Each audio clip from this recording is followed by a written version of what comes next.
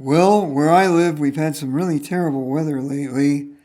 Got about 14 inches of snow, sub-zero temperatures most nights for about, I don't know, 9 or so days. But I have had time to read Anything You Can Do by Randall Garrett. This novel was first published in the May and June 1962 issues of Analog under Garrett's Darrell T. Langert pseudonym. The magazine illustrations are by Leone. The book version is 80 pages or so longer than the magazine edition. Here is one of my book editions. This one is a much newer to me than my older one from roughly 1968 or 1969. It is the same edition, but I have lost the dust cover. This book was published in 1963 by Doubleday, and really it just has a description of the story on the front and back. Not much else in here, and no mention of who the artist was at all, or that I could find online either. This is a book club edition, and it is in great shape, and I've really enjoyed it. But about a year ago, I was scrounging around on Amazon as usual, and there was a copy of Anything You Can Do, the magazine edition, which is 80 pages shorter, and it does contain some great extras in the book. And here's a little discussion of Randall Garrett and how he contributed to Astounding and other science fiction magazines, how he worked with Robert Silverberg in the techniques of selling large quantities of action-adventure science fiction books, how he went on to Lord Darcy.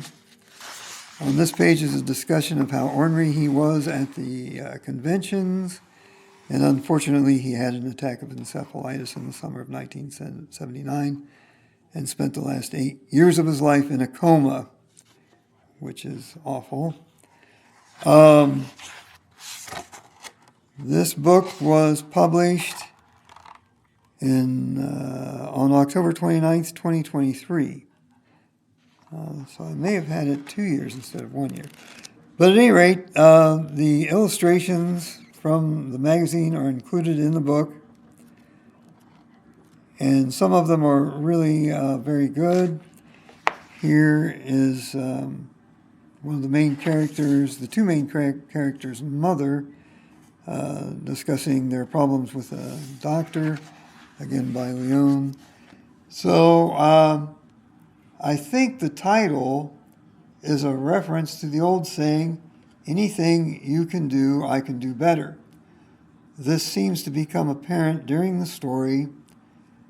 Garrett explores alien psychology, the bond between identical twins, memory, identity, government, super soldier creation, family dynamics, and extreme cultural divides.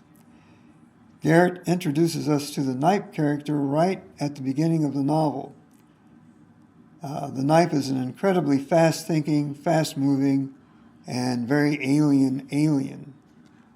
The Nipe Starship has crash-landed on Earth due to some disaster we're not really discussing, because the Nipe simply doesn't care. He just knows the ship doesn't work anymore and he has to get off of it. The Nipe begins killing people immediately, thinking humans are livestock or pack animals. At first, there is a combined Earth government effort through the UN to communicate with the Nipe. And they do bring in the Nipe and try to discuss things with him. He does learn a few human languages. This fails, and the Nipe goes on an apparent rampage, terrifying the world's population. But mostly he is stealing electronic equipment and electronic components, and no one survives his break-ins. And he can break in things that are just incredible. No one even understands how he does it. So he cannot recognize humans as intelligent. He thinks there must be someone else running everything. The Nipe then watches TV to try to get some clues for who is actually running the place. And this goes on for 10 years with him breaking and entering, stealing, and everyone, no one survives a Nipe break-in. They are all eaten. And he moves so quickly, no one has time to even pull their guns. So now we go to a flashback, and Garrett tells the story of twin toddlers Martin and Bartholomew Stanton and their mother about 20 years before the Nipe arrives on Earth. The boys are about 2 or 3 years old. Mrs. Stanton has to deal with a radiation accident that kills her husband and severely injures one of her twin boys. The boys grow up with some difficulties while Mom consults experts and does her best. One of the twins, and they are both thought of as Mart and Bart because they are so close to their mid-teens that they are kind of considered the same person. But in their early 20s, Bart is chosen for a government-created Superman project, someone to take on the Nipe in hand-to-hand combat. This transformation takes 5 years as the Nipe continues to terrorize Earth's citizens.